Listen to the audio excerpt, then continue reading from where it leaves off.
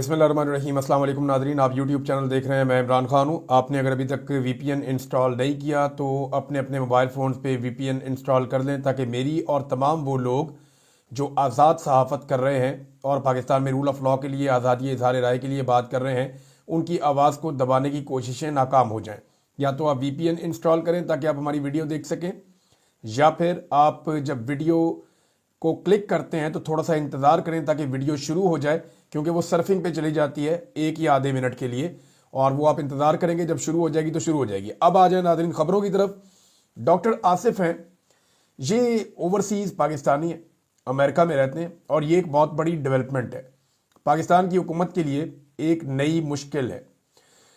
मैं पहले थोड़ा सा आपको बताऊं, डॉक्टर आसिफ, ये आप एक तस्वीर देखें, इसमें खड़े हुए हैं साथ रिचर्ड ग्रेनल के। ये रिचर्ड ग्रेनल अमेरिका में डोनाल्ड ट्रंप की टीम का हिस्सा हैं और बड़े अहम रुकन हैं, डोनाल्ड ट्रंप के साथ हैं। ये जब तक डोनाल्ड ट्रंप की टीम का बाकायदा हिस्सा नहीं बने थे या इन्होंने हलफ नहीं उठाया था, उससे पहले इमरान खान साहब की आज़ादी के लिए बहुत ज़्यादा बातचीत करते रहे हैं, बहुत सारे ट्वीट्स करते रहे हैं।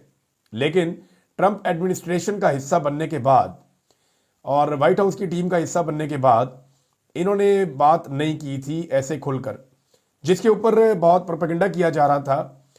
और इमरान खान साहब के मुखालिफिन या बहुत सारे लोग जो इस वक्त मौजूदा रजीम में पाकिस्तान में मौजूद हैं या उसके बेनिफिशरी हैं, वो सारे ये कह रहे थे कि रिचर्ड ग्रेनल को काबू कर लिया गया और बहुत सारे लोगों को शट अप कॉल चली गई है।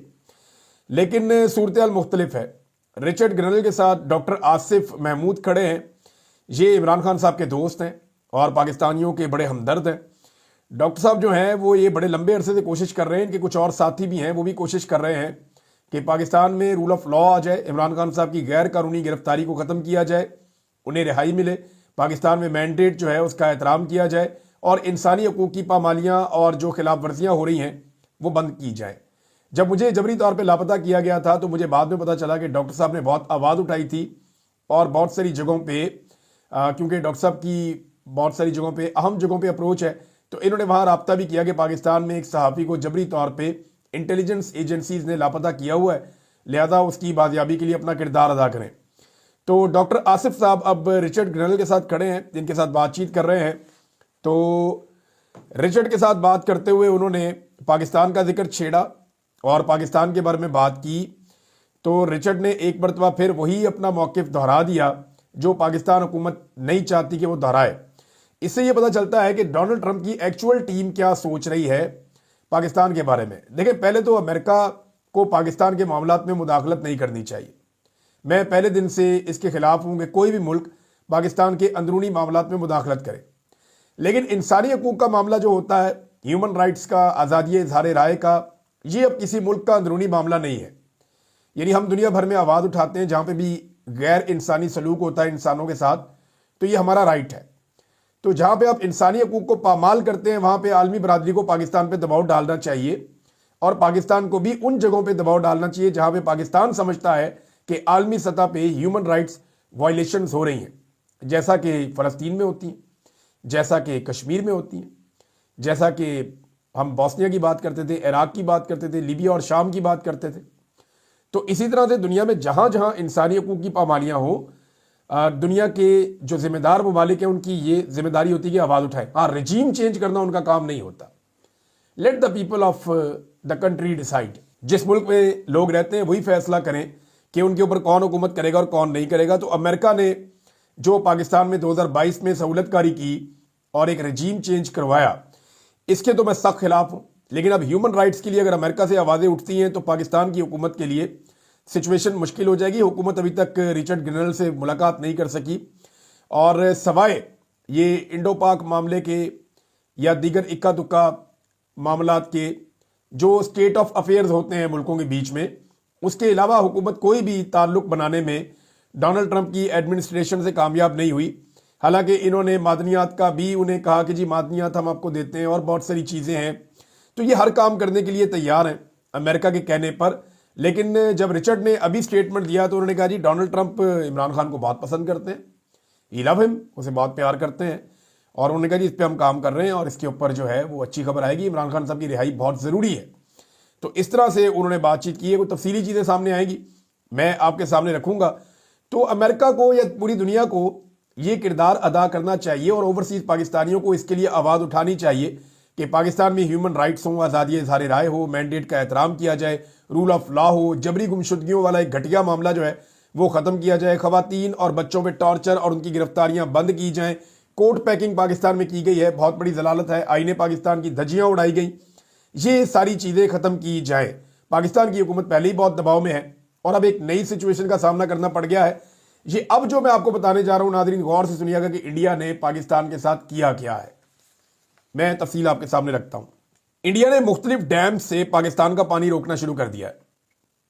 سب سے پہلے انڈیا نے جس ڈیم سے پانی پاکستان کا روکا اس کا نام ہے بگلی ہار ڈیم۔ یہ دریائے چناب کے اوپر بنا ہے اور سندھ طاس معاہدے کے مطابق دریائے چناب پہ انڈیا کوئی ڈیم نہیں بنا سکتا تھا، لیکن پرویز مشرف کے دور میں جو ایک ڈکٹیٹر تھا، انڈیا نے یہ ڈیم بنا لیا تھا بگلی ہار ڈیم، اور پرویز مشرف اس کو تباہ نہیں کر سکا۔ تو یہ ایک ڈیم ہے، یہ 450 میگا واٹ بجلی بھی بناتا ہے انڈیا کے لیے، اور وہ ہمارا بے شمار پانی بھی روکتے ہیں دریائے چناب پہ، جو قانون کے مطابق ہمارا پانی ہے۔ سندھ طاس معاہدے کی پہلی دفعہ خلاف ورزی نہیں ہو رہی، آپ یہ نہ سمجھ لیجئے گا کہ انڈیا اب کر رہا ہے۔ انڈیا نے ایک ایک کر کے آپ کے پانیوں پہ ڈیم بنائے، پہلے پانی روکنے کا بندوبست کیا، جب ان کے پاس پانی روکنے کا بندوبست ہو گیا تب انہوں نے موقع کا انتظار کیا اور اناؤنس کر دیا اب ہم روک دیں گے۔ اب وہ روک رہے ہیں، اب انہوں نے چناب اور جیلم کے اوپر صرف پانی روکنا ہے، سندھ کے اوپر انہوں نے نئے سٹرکچرز بنانے ہیں۔ اب وہ کیا کرتے ہیں، آپ روک پاتے ہیں یا نہیں، یہ سوال اپنی جگہ پہ۔ تو ڈیم جو تباہ کرنا چاہیے تھا 2005 میں پاکستان کو روکنا چاہیے تھا کہ یار آپ نے ڈیم کیوں بنایا۔ یہ بگلی ہار ڈیم ہے، یہ پرویز مشرف کے دور میں بنا، انڈیا نے بنایا 450 میگا واٹ کا۔ اس نے سب سے پہلے پانی روکا پاکستان کا، لگ بھگ جو 80% پانی ہے پاکستان کا وہ روک دیا گیا ہے دریائے چناب میں۔ ڈیفرنٹ اعداد و شمار آ رہے ہیں اور سرکاری ہیں، لگ بھگ 70 سے 80% پانی دریائے چناب میں، اور بعض اطلاعات کے مطابق اس سے زیادہ پانی روک دیا گیا ہے۔ ایک اور ڈیم ہے سلال ڈیم، یہ ڈیم بنایا گیا تھا ضیاء الحق کے دور میں دریائے چناب پر، تو ضیاء الحق صاحب اس ڈیم کو بننے سے بھی نہیں روک سکے، رن آف دا ریور۔ اور آگے ایک ڈیم ہے، انہوں نے واٹر سٹوریج ہے بہت بڑا، تو یہاں پہ بھی پاکستان کا پانی روکنا شروع کر دیا، دروازے بند کر دیے انہوں نے۔ اب جو سلال ڈیم ہے وہاں سے پانی بند ہونے کے بعد دریائے چناب میں پانی مزید کم ہو گیا ہے۔ اطلاعات آ رہی ہیں کہ کشن گنگا ڈیم جیلم، جہاں پہ 330 میگا واٹ بجلی بنتی ہے، یہ جو کشن گنگا ڈیم ہے یہ جناب یہ general Raheel Sharif, general Kayani, general Bajwa, یہ ان کے ادوار کا ڈیم ہے، اور اشفاق پرویز کیانی اور یہ سارے اس دور میں آرمی چیف رہے ہیں، ان کے ادوار میں یہ ڈیم بنتا رہا ہے۔ پرویز مشرف کے دور میں آغاز اس کا کیا گیا تھا، یعنی انہوں نے اس کا نیا کاغذی کارروائی کی تھی۔ پھر اشفاق پرویز کیانی صاحب کا دور آیا، جنرل صاحب کا، یہ ڈیم بنتا رہا۔ راحیل شریف صاحب کا دور آیا، یہ ڈیم بنتا رہا۔ جنرل باجوہ کا دور آیا، یہ ڈیم بنتا رہا، اور یہ ڈیم بن گیا۔ یہ پاکستانی پانی کے اوپر ڈیم بنا رہا ہے انڈیا، ہم اس کو ایکٹ آف وار ڈکلیئر کر رہے ہیں، کیونکہ وہ ڈیم بنا رہا تھا، پانی نہیں روک رہا تھا۔ کیونکہ پانی آپ کے ملک میں آ رہا تھا تو آپ کو پرابلم نہیں تھا، آپ کو یہ تھا کہ انڈیا ڈیم ضرور بنا رہا ہے لیکن پانی ہمارا نہیں روکے گا۔ یہ انڈرسٹینڈنگ شاید پاکستان کی اور انڈیا کی اسٹیبلشمنٹ کی آپس میں تھی۔ حکومتوں کا تو دیکھیں لینا دینا ہی کچھ نہیں ہوتا، نہ نواز شریف کچھ بیچتا ہے، نہ عمران خان، نہ زرداری، کوئی بھی نہیں۔ یہ تو حکومت کا بس برائے نام ہی حصہ ہوتے ہیں، انہیں کیا پتا کہ یہ کیا چل رہا ہے۔ پاکستان میں تو سارا کنٹرول ہی اسٹیبلشمنٹ نے اپنے ہاتھ میں رکھا ہوا ہے، سویلین کے ہاتھ میں کنٹرول ہوتا ہے۔ ہم انہیں پوچھتے تو صحیح، آج ان کو پوچھتے جناب آپ نے یہ کیا کیا، لیکن میں آپ کو بتا رہا ہوں کون کون بندہ تھا۔ راحیل شریف، جنرل کیانی اور جنرل باجوہ، ان کے دور میں جناب بن گیا کشن گنگا ڈیم۔ اب یہ دریائے جیلم کے اوپر ہے، اس پہ اگر انہوں نے پانی روکا تو دریائے جیلم بھی خشک ہونا شروع ہو جائے گا۔ رتلے ہائیڈرو پاور پروجیکٹ، اس کے اوپر بھی وہ کام کر رہے ہیں، یہ 850 میگا واٹ کا بہت بڑا ڈیم ہے جس پہ اس وقت انڈیا کام کر رہا ہے، اور بھی بہت سارے چھوٹے بڑے سٹوریج ہیں، واٹر سٹوریج جو انڈیا نے ہمارے پانیوں میں بنائے ہیں۔ جب ہم ہمارے پانی کہتے ہیں نا تو ہمارے پاس ٹوٹل 6 پانی ہیں جو انڈیا اور پاکستان میں تقسیم ہوئے۔ 3 پانی بھارت کے، راوی، ستلج اور بیاس، سندھ طاس معاہدے کے مطابق آپ جتنے مرضی ڈیم بنائیں آپ کی مرضی، تینوں خشک ہو گئے۔ 3 جو مغربی دریا ہے، اور انہی مغربی دریاؤں سے ہم نہریں نکال کے اپنے مشرقی دریاؤں کا پانی بھی پورا کرتے ہیں، یہ ہمارے تھے۔ اب یہ جو میں سٹرکچرز اور آپ کو بات بتا رہا ہوں نا، یہ ہمارے ڈیمز کے اوپر انہوں نے بنائے ہیں، اور اب عملی طور پہ بھارت نے پانی روکنا شروع کر دیا ہے۔ تو سوال یہ ہے کہ کیا بھارت کو پاکستان پہ حملہ کرنا چاہیے اس وقت؟ میرا تو نہیں خیال کہ انہیں حملہ کرنا چاہیے، اپنے فوجی مروانے چاہیے۔ وجہ یہ ہے کہ میں پہلے آپ کو کہہ چکا ہوں، جب شروع میں یہ جنگ والی صورتحال بنی تھی کہ بھارت نے پاکستان پہ سٹرائک کر دی ہے سندھ طاس معاہدہ معطل کر کے، اور اب انہوں نے عملی طور پہ پانی روکنا شروع کر دیا ہے. تو اگر وہ پانی روک لیتے ہیں تو یہ وہ کامیابی ہے ان کی انڈیا کی. پھر جب انہوں نے ڈیم بنائے آپ نے بننے دیے، وہ ڈیم بنا کے انہوں نے کھڑے کر دیے، آپ نے اس کو دیکھتے رہے، آپ نے وہ گرائی نہیں، آپ نے بات ہی نہیں کی، آپ نے مقدمہ ہی نہیں لڑا پاکستان کا. اور اب جب ڈیم پانی روک رہے ہیں تو اب آپ کچھ کر نہیں سکتے. کیا کر سکتے ہیں آپ؟ دیکھیں انڈیا تو حملہ نہیں کرے گا، اسے حملہ کرنے کی میرے خیال میں اب ضرورت نہیں ہے. ہو سکتا ہے وہ کر بھی دے اپنی عوام کو ٹھنڈا کرنے کے لیے، ہو سکتا ہے وہ ذرا پاپولیرٹی لینے کے لیے، کوئی رولا رولا ڈالنے کے لیے وہ تھوڑا بہت وہ گیم کر بھی دے، یا ہو سکتا ہے کہ یہ سارا کا سارا انڈیا کر ہی اس لیے رہا ہے کہ ان کا الیکشن نکل جائے، اس کے بعد ٹھیک ہے نارملائز کر دیں گے چیزیں. کچھ کہا نہیں جا سکتا، لیکن کیا بھارت کو اپنے بندے مروانے چاہیے، اپنے فوجی مروانے چاہیے؟ میرا نہیں خیال کہ یہ کوئی عقل مندی کا فیصلہ ہوگا. پاکستان کو کیا کرنا چاہیے؟ دیکھیں پاکستان کو بھارت نے دکھا دیا کہ وہ پانی روک سکتا. اب یہ خبریں پاکستان کے میڈیا میں، انٹرنیشنل میڈیا میں آ رہی ہیں کہ کون کون سے ڈیم ہیں جہاں پہ بھارت نے پانی روک دیا ہے، اور کون کون سے ڈیم ہیں جہاں پہ بھارت پانی روکنے کے بارے میں اس وقت پلان کر رہا ہے. تو پاکستان اس پانی کو کیسے جاری کروا سکتا ہے؟ لیکن اس سے پہلے آپ کو ایک سٹیٹمنٹ سننا چاہیے جو اسحاق ڈار صاحب کا سٹیٹمنٹ ہے. یہ بڑا ضروری ہے، ذرا یہ سنیں آپ. ڈار صاحب نے اس سٹیٹمنٹ میں کیا کہا، اس سے آپ کو پتا چلے گا. اس کے اوپر اس میں کسی قسم کی انکروچمنٹ، سسپینشن، ہمارے پانی کا رکاؤ ول ناٹ بی ایکسیپٹیبل. اسی لیے ورڈز یوز کیے گئے ہیں آج کے اعلامیے میں کہ it tantamount to be an act of war. تو باقی آپ سمجھتے ہیں کہ جو بھی ہمیں ایکشن لینے ہوں گے وہ we are prepared for that. یہ ذرا ایک دفعہ پھر سنیں.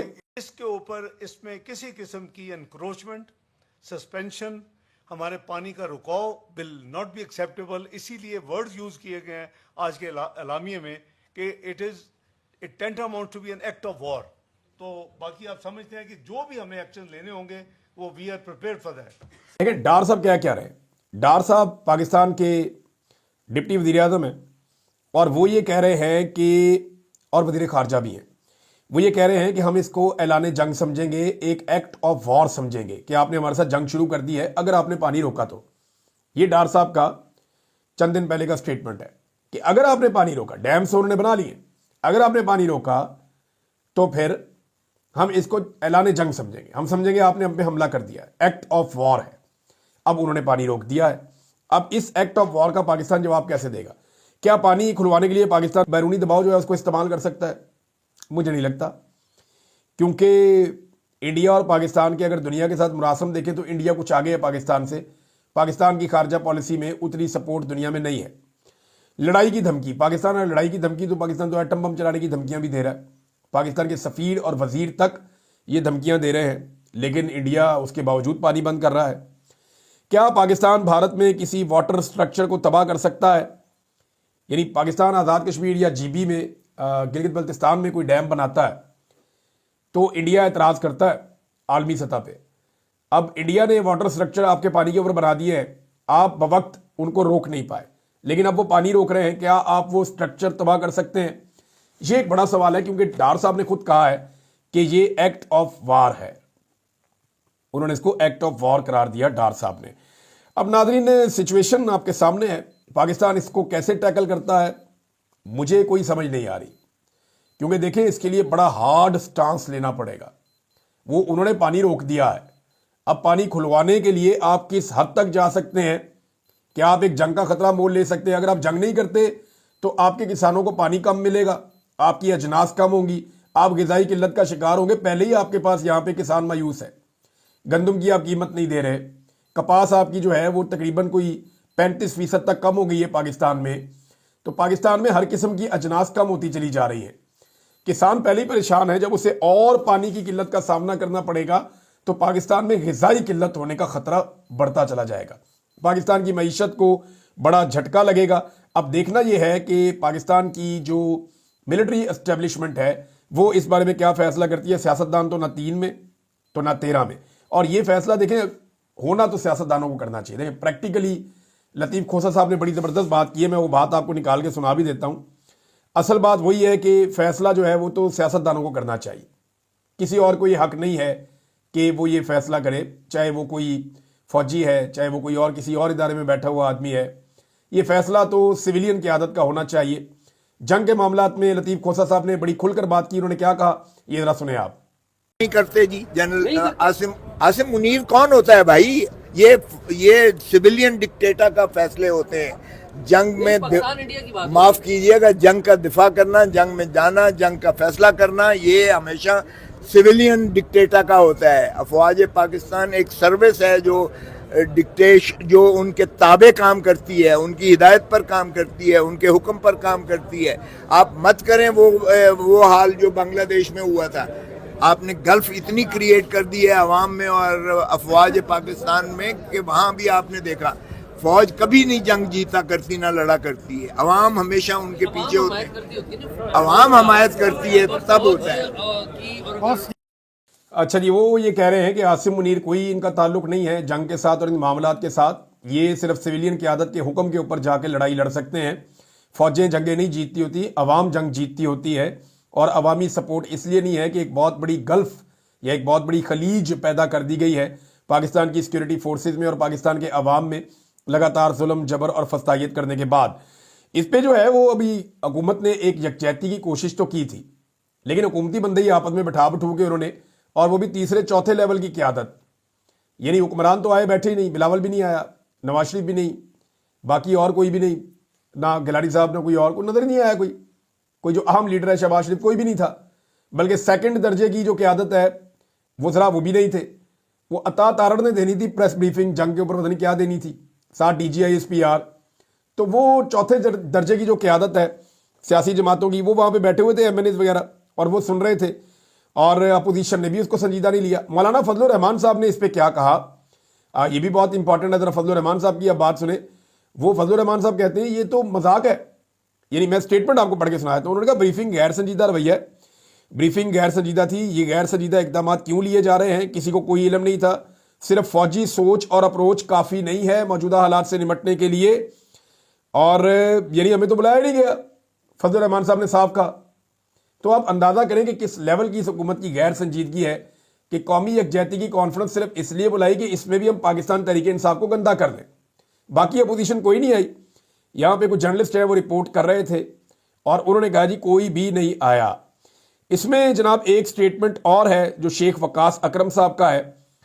ये स्टेटमेंट भी मैं आपके सामने रख देता हूँ क्योंकि एक बड़ी इंपॉर्टेंट डेवलपमेंट हुई है पाकिस्तान में, और वो डेवलपमेंट हुई है तहरीक तहफ़्फ़ुज़ आईन पाकिस्तान के प्लेटफॉर्म से। कुछ बड़े अहम मुतालबात अब सामने रखे गए हैं जिनकी बुनियाद पर अब तहरीक चलने जा रही है। लेकिन शेख वकास अकरम साहब का स्टेटमेंट है कि इमरान खान को इस वक्त जेल में रखना कौमी नुकसान है और आप इसके मुजरिम हैं। फार्म 47 की हुकूमत के लंगड़े लूले ज़ईफ बयानात से भारत को कोई फर्क नहीं पड़ा। अडियाला जेल में बैठे इमरान खान के एक ट्वीट से इंडिया कांप गया और इनको इमरान खान का ट्विटर अकाउंट बंद करना पड़ा। देखें, इमरान खान की ट्वीट जो है ना वो नरेंद्र मोदी की ट्वीट से थोड़ा सा फर्क है उनका। दुनिया के अंदर जो फैलाव है इंफॉर्मेशन का, पाकिस्तान में कोई दूसरा आदमी नहीं है जो नरेंद्र मोदी की ट्वीट का मुकाबला कर सके इमरान खान के अलावा। मैं चैलेंज करता हूं जनरल आसिम मुनीर ट्वीट करके देख लें, या ISPR के अकाउंट से जनरल आसिम मुनीर ट्वीट करके देख लें। उसकी रीच किसी सूरत भी नरेंद्र मोदी की रीच के करीब, क्या उसके 5 गुना पीछे भी नहीं पहुंचेगी। लेकिन इमरान खान ट्वीट करके देखें तो वो नरेंद्र मोदी को क्रॉस कर सकते हैं। लेकिन पाकिस्तान में जो ट्विटर है उसको बैन किया हुआ है। पूरी दुनिया में ट्विटर एक ऐसा वेपन है जिस पे बयानिए बनते हैं, पूरी दुनिया के रियासतों के बयानिए बनते हैं। मेरी तमाम पाकिस्तानियों से गुजारिश है कि अगर आपने ट्विटर के ऊपर अपना अकाउंट नहीं बनाया, आप आहिस्ता आहिस्ता इसको इस्तेमाल करना सीख लेंगे। आप फौरी तौर पे ट्विटर के ऊपर अपना अकाउंट बनाएं और चाहे VPN लगा के आपको चलाना पड़े, आप इसको चलाएं। और अगर आप कुछ और नहीं कर सकते तो वो इंफॉर्मेशन जो पाकिस्तान को सपोर्ट करती है, वो चीज़ें जो पाकिस्तान में रूल ऑफ लॉ, आज़ादी इज़हार राय, पाकिस्तान में मैंडेट के एहतराम, इंसानी हुकूक की खिलाफ वर्जियों के बारे में जो पोस्टें भी आपको नजर आए, आप कुछ और ना करें, एक बटन दबा के आप उनको ही पोस्ट कर दें, पूरी दुनिया में आपकी आवाज़ पहुंच जाती है। आज दुनिया में जो सबसे बड़ा पैरामीटर है जिसकी बुनियाद पे दुनिया फैसला करती है कि कहां पे जुल्म और ज्यादती हो रही है, वो ट्विटर को समझा जाता है। लिहाजा आप ट्विटर या X इसको आप डाउनलोड जरूर करें। अल्लामा राजा नासिर अब्बास साहब ने कहा कि फार्म 47 के जरिए वतन पर कब्जा करने वाले, इक्तदार के भूखे, अपने ही लोगों पर गोलियां चलाकर उनको कत्ल करने वाले कभी भी अपने वतन का दिफा नहीं कर सकते, कभी नहीं कर सकते, उन्होंने कहा। और साथ ही अल्लामा साहब ने कहा कि पाकिस्तान का बच्चा बच्चा जानता है कि इलेक्शन हारे हुए हैं, ये किस हैसियत में इक्तदार की कुर्सी पर बैठे हैं।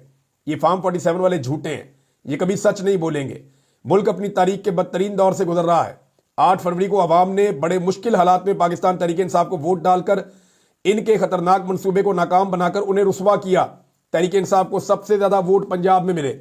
नाज़रीन, एक और चीज है, आप अंदाजा करें कि इस वक्त भारत में अपोजिशन और हुकूमत इकट्ठी हो रही है और वो पाकिस्तान के खिलाफ जो है वो कार्रवाई करने का सोच रहे हैं।